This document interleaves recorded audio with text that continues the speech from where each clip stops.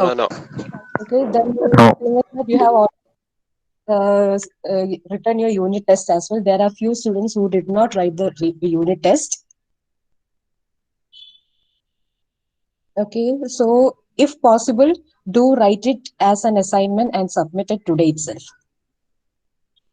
Is that fine? Yes. Okay, Okay, miss. so shall we begin with today's session? Yes. Yes. So from today onwards, we'll be moving on to the second module. Are you people able to see my PPT? Just a sec. Yes. Hello. Yes, miss. Hello. കാണുന്നുണ്ട്. Why? കാണുന്നുണ്ട് miss. Feel it. Okay. So the thing is that hope the first module is clear to you people. Now coming to the second module, we'll be discussing about the early contributions and management theories. So in the first module itself, we had been discussing about what means how the management has evolved, what were the contributions, means the countries which have contributed to management and all. So in detail, in this module, we'll be learning about the contributions and the management theories. Is that fine? Yes. Okay. Yes. So the contents that we'll be discussing in this module is about the management theories, the classical approach, the neoclassical approach, modern management approach, McKinsey's 7S framework, corporate social responsibility, and managerial ethics. When you listen or when you see to these contents, you people must be quite worried or you must be not having any idea about this. But once we start discussing, once we start learning, you'll find it easy. The only thing is that you just have to go through the material thoroughly. Only then you will be able to understand under which approach it comes or under which period it comes or what theory is telling about. So it is more about understanding and learning it thoroughly. Okay. So now let's get started. Starting with the management theories. You people must be familiar with many of the theories, isn't it? So, what management theories are? Coming to the management theories, we can say that these management theories are the theoretical framework. That is a framework for study of management, which means that to understand management or to study management, what it is about, we have a theoretical framework. And this is what the management theory is about. So, under this management theories, depending upon the era, depending upon the contributions, depending upon the evolution of management theories, it has been classified into three. The first is the classical management approach, that is from 1880 to 1930. So it is the oldest form, that's why it is known as the classical. So classical management approach is the first approach. Then comes the neoclassical, which means that which comes after the classical, bit newer to the classical. So, neoclassical management approach, that is from 1930 to 1950. So, the theories from this period, that is from 1930 to 1950, will come under the neoclassical management approach. Then, after 1950, it is known as the modern management approach. So these are the three different approaches or the three different theories that we are going to learn. Under this theories itself, we have many contributions by many eminent personalities. Many other means theories will be there. So subdivisions, many are there. That we'll look onto it. So first talking about the classical approach. Classical approach, generally we can say that it came or its idea came into existence or evolved in the 19th and early 20th century. So during the period of 19th and 20th century, this classical approach evolved. And this classical approach is also sometimes called as the traditional school of management. And uh, it came into existence, or it is a result of industrial revolution. After the industrial revolution only, this classical approach were made or were evolved or came into existence. Then under this classical approach itself, there are three subdivisions. That is, first is the scientific management, then second is the administrative management, third is the bureaucracy management approach. So these are the three subdivisions under the classical approach.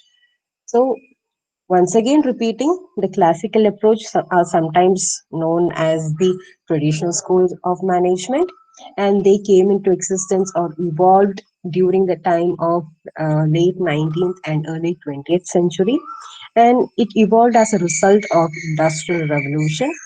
And the thing is, the most important thing about classical theory is that it is mainly concerned with the ways to manage work and organization more efficiently. To manage work and organization more efficiently, this classical approach came into existence.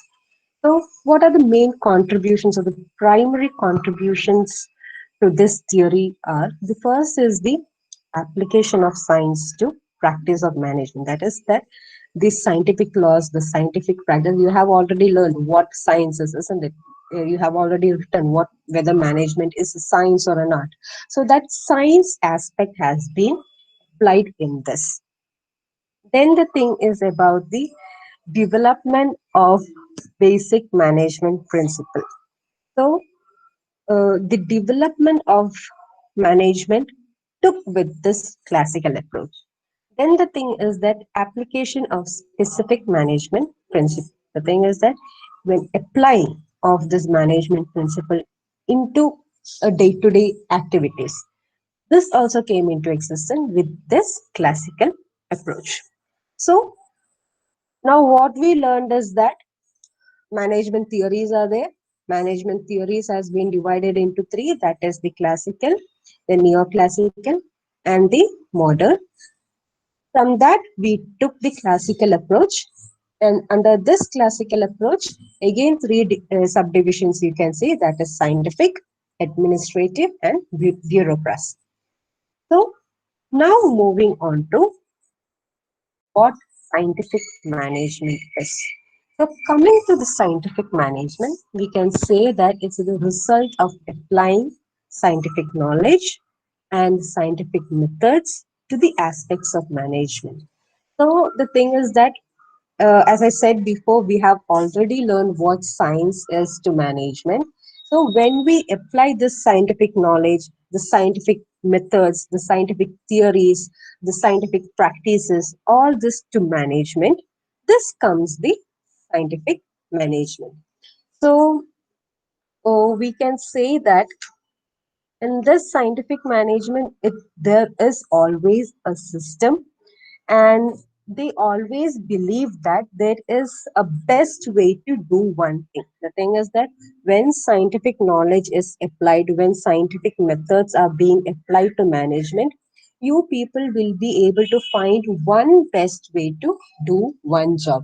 The thing is that if you want to reduce a cost, means the thing is that if you want to produce a product by reducing the cost, if scientific theories, scientific knowledge, and scientific methods are applied, what you can do is that the use of machinery or the use of skilled labor, might be the use of skilled labor, might help you to reduce the cost. So this is how scientific management says about. The thing is that when you have that scientific knowledge, when you know the scientific method to do it, so it will help you to find one best way to do a job.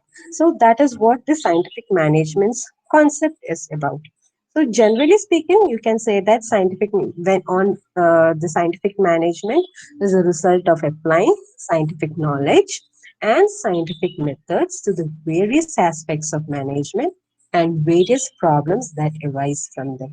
So, when we apply scientific knowledge, scientific methods to various aspects of management, You will be finding a one best way to do that. Also, when we apply this scientific knowledge and methods to the problems, we'll be able to find one best solution to it as well.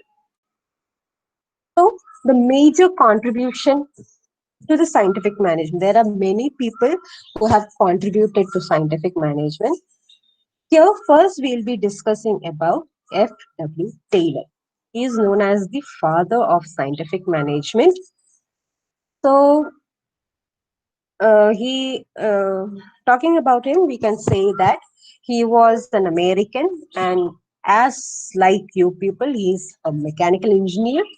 And also, according to him, scientific management means that it is the art of knowing exactly what you want, you're meant to do, and seeing that they do it in the best and the cheapest way.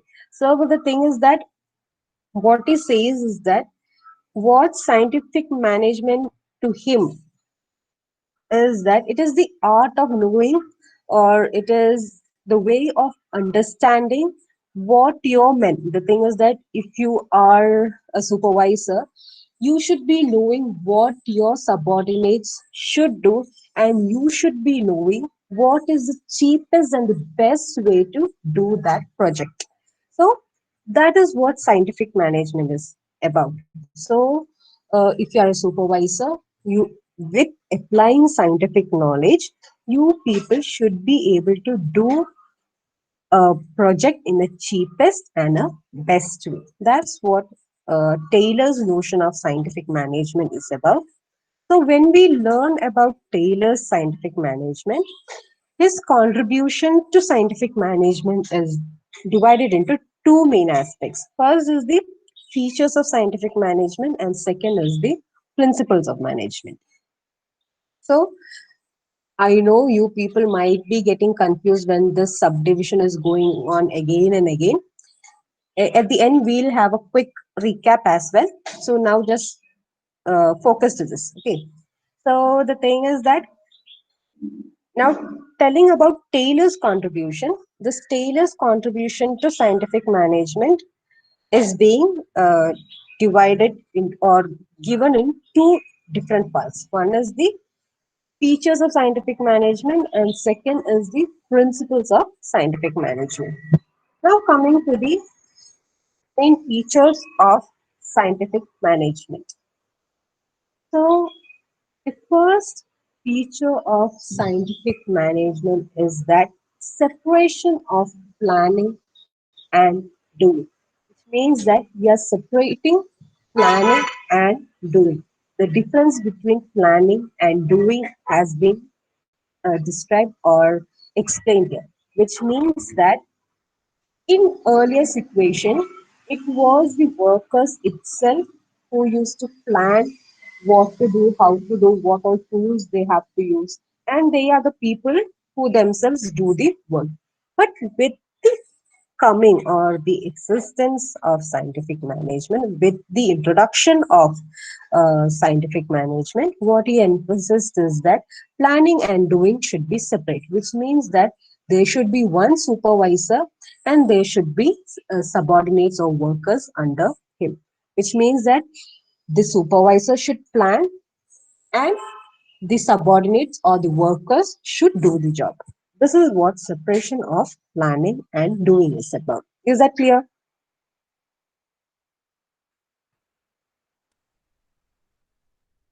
Okay. Yes, yes. Then the thing is about the functional forementioned. Here, when you're writing for the exam, also do try to use this technical words itself. Oh, these are the apt words for the management. So here, what we means what they say is about the functional foremanship.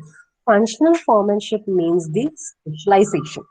So specialization is that uh, one person or one worker should be specialized, or he should be made in charge of that whole function. So the thing is that if you you people itself know when you're taking a stream or when you're selecting a stream, for example, you people have chosen mechanical engineering, isn't it? So you people will be specializing in mechanical engineering. It's not that you people will be knowing all the aspects of civil engineering, all the aspects of electronic engineering. Not that. You will be specialized and you people will be having more knowledge in mechanical engineering. In that similar way, the case of management as well, there should be some kind of specialization. The thing is that each person should be knowing what his job is. He should be specialized in that job itself. If he is known for the production, he should be specialized in production. It is not that he will do the production, he will do the marketing, he will do the sales. No, not that. If he is specialized in production, he should be doing that job. That kind of scientific management should be there. That's what functional foremanship is. So, which means that making a person in charge of a special function or giving specialization. And the feature is about job analysis. Job analysis, we can say that to find out one best way to do the job. The thing is that to do a job, what is the best way to do a job? That's what job analysis is about.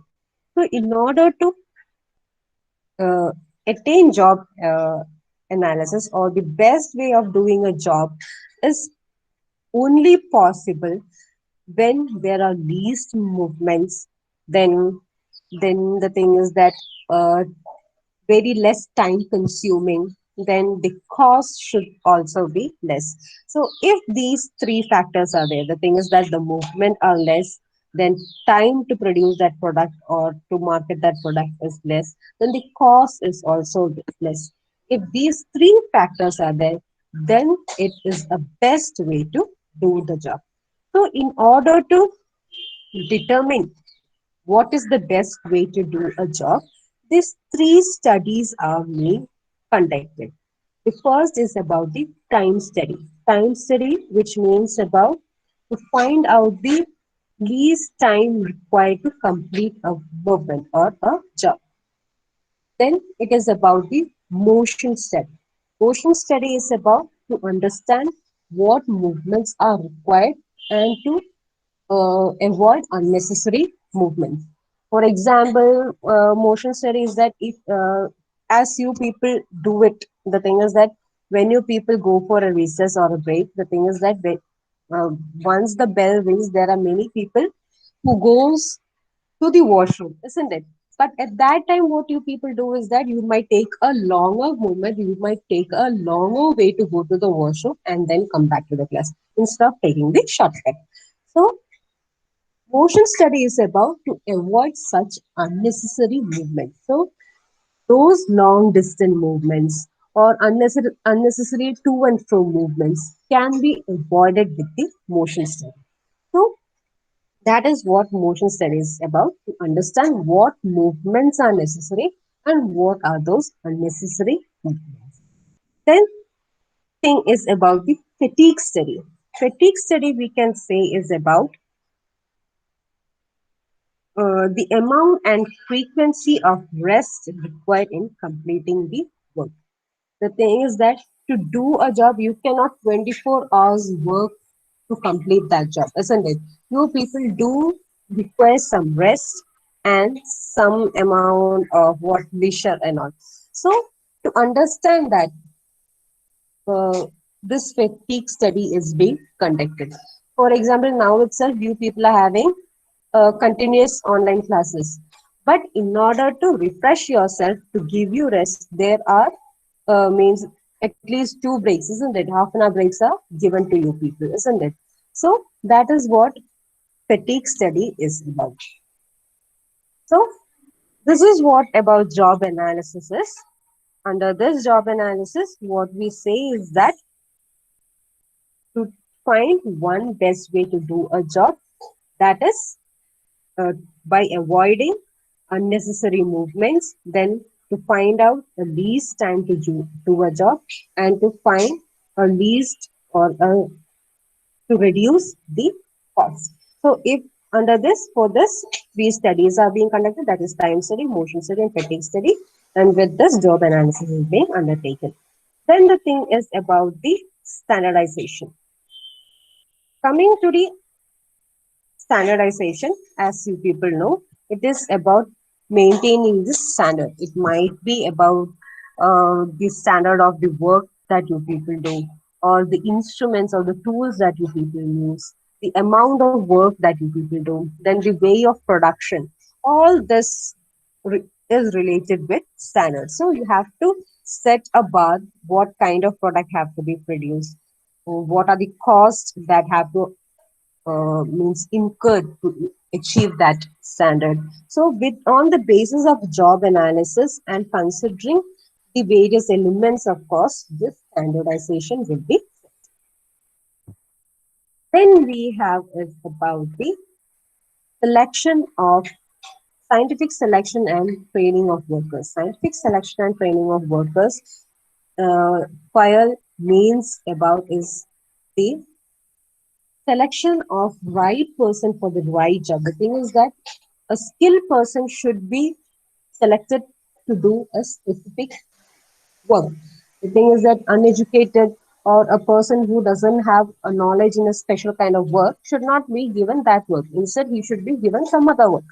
So that's what the scientific selection and training of workers is about. So considering the education, the work experience, the attitude, the aptitude, then the strength, the physical strength, the mental strength, all on the basis of all these factors, the selection of workers have to be done.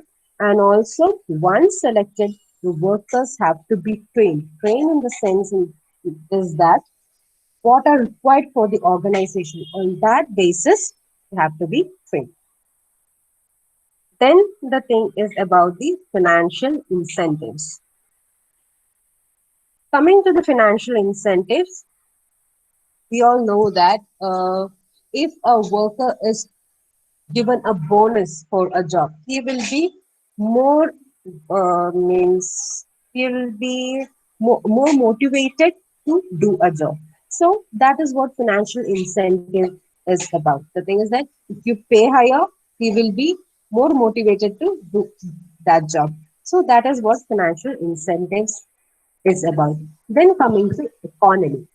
Economy is about uh, what we can say. Economy is about to avoid wastage of resources and always try to earn profit. That's what maintaining economy is about, which means that unwanted activities should be avoided, the wastage of resources should be avoided. On maintaining that, economy will be attained. And also, a firm or an organization should also always work for to earn profit. So, for this purpose, many techniques of cost estimation and then the control of the work activities, all this should be adopted. So this is what economy is about. Then finally, it is about the mental revolution. Mental revolution is generally about the cooperation between management and the workers. Always the thing is that management should always work for the mental revolution of the workers. The thing is that they should always try to avoid conflicts between them. They should be motivated to work for the goal of the organization. This is what mental revolution is about. So I hope till here is there any confusion?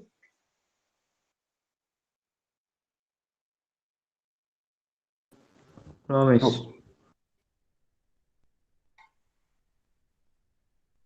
Okay. So do just go through all this. The thing is that just giving you a quick wrap, else you people might get confused. First, we discuss about the management theories.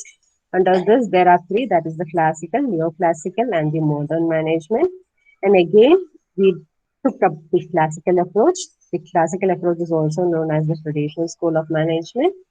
And under this, again, subdivisions are there. That is the scientific, administrative, and bureaucracy. And today, what we discuss is about the scientific approach. Scientific approach or the scientific management approach means that applying scientific knowledge and scientific methods to the aspects of management and the various problems that arise from them.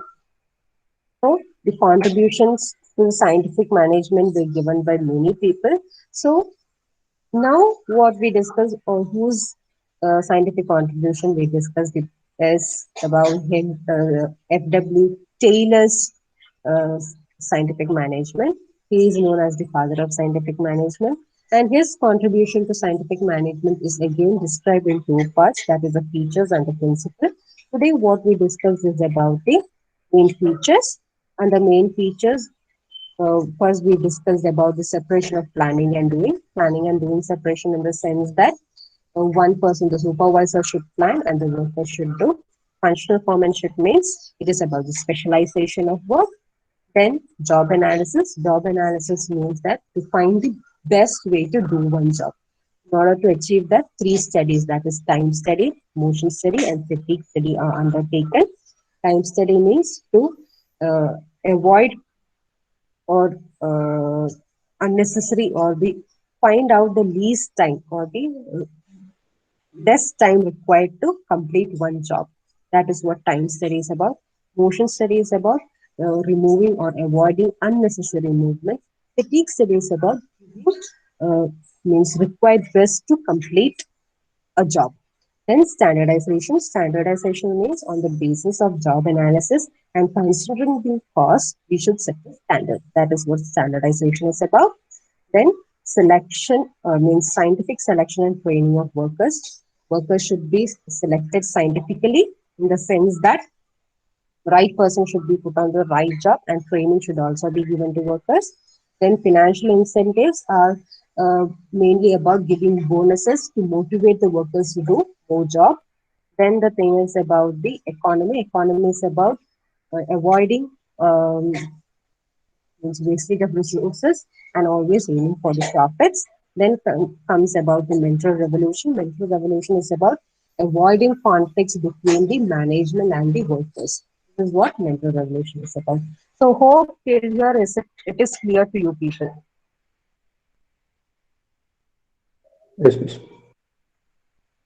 Okay, fine. So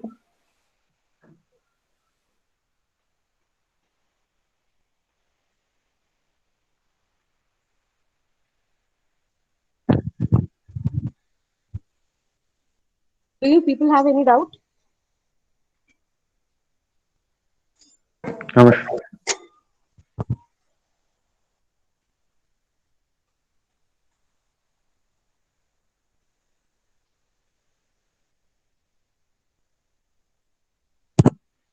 So today's portion is clear to you, I guess. Do go through this theory part, and also in the first module, hope it is uh, clear to everyone. Did you all go through the notes which I had given to you?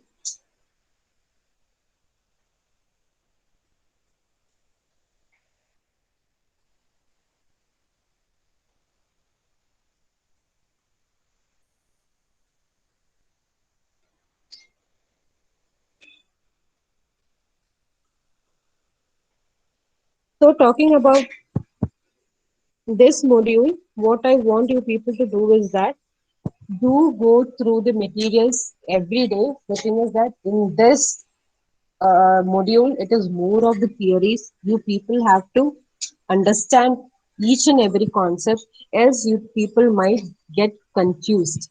The thing is that which under which period what theories are coming. So do avoid that. In order to avoid that, you have to go through the materials every day. Today itself, I will share you the necessary materials required. Okay, so I will share the PPT. I'll be having the whole PPT scenes. So the thing is that whatever I have taught to you, do go through those materials. Okay. Okay, miss. Okay, fine. So let me take the attendance.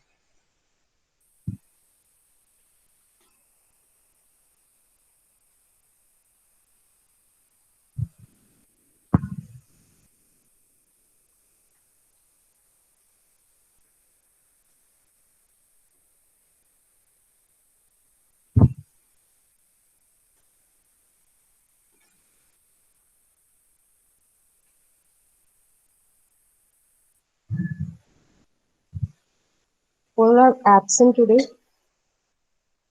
Only two, I guess.